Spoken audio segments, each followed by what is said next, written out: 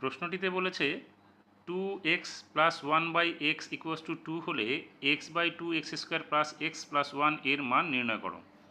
তাহলে এখান থেকে আমরা কি করব, যে অংশটুকু দেওয়া আছে 2x plus 1/x equals to 2, সেখান থেকে আমরা একটা মান বের করব। সেটা কি, 2x plus 1/x equals to 2, বা আমরা লিখতে পারি এখানে x লসাগু হবে, তাহলে এখানে হবে 2x² প্লাস 1 ইকুয়ালস টু 2, বা 2x² plus 1 equals to 2x, অর্থাৎ আমরা এখানে 2x² প্লাস 1 এর মানটা বের করলাম।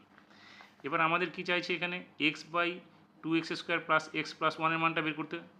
তাহলে এখানে আমরা লিখব x/2x² plus x plus 1 equals to, আমরা এইভাবে লিখবো এটাকে x/2x² প্লাস 1 প্লাস x, কারণ 2x² প্লাস 1 এর মানটা আমরা 2x বের করেছি।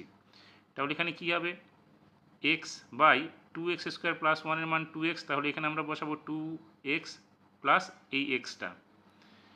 তাহলে কীভাবে, উপরে x হবে, নিচে 2x প্লাস x মানে হচ্ছে 3x, এবার x কেটে যাবে, তার মানে থাকবে 1/3। তাহলে আমরা কি পেলাম, যে 2x plus 1/x equals to 2 হলে x/2x² প্লাস x প্লাস 1 এর মান হচ্ছে 1/3।